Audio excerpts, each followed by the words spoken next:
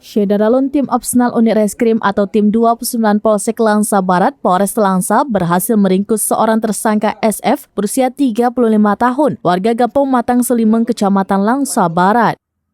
Tersangka ditangkap atas dugaan pencurian dengan pemberatan dan disita barang bukti 5 handphone, 2 laptop, 1 televisi, 2 speaker, termasuk 3 senjata tajam.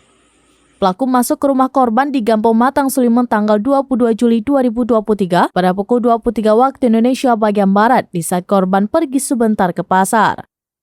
Kapolres Langsa AKBP Muhammadun SH melalui Kapolsek Langsa Barat Ibtu Hufiza Fahmi SHMH pada Kamis 3 Agustus 2023 menyebutkan tersangka SF diringkus pada Minggu 30 Juli 2023 pada pukul 19.30 waktu Indonesia bagian Barat oleh anggota Opsnal Unit Reskrim Polsek Langsa Barat. Tersangka SF ditangkap di lokasi persembunyiannya di salah satu rumah di Kampung Sungai Pauh Pusaka, Kecamatan Langsa Barat. Sebelumnya pada tanggal 22 Juli 2023 lalu pada pukul 23 waktu Indonesia bagian Barat, tersangka SF datang ke rumah korban. Sedangkan korban waktu itu pergi sebentar untuk berbelanja ke pasar dan kesempatan itu dimanfaatkan tersangka SF. SF mengatur siasat masuk ke rumah korban dengan cara menyongkel pintu rumah menggunakan obeng.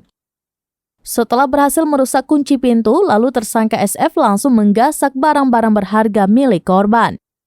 Tersangka berhasil menggodol 2 unit laptop merek Acer dan Huawei dan 1 unit handphone merek Xiaomi milik korban.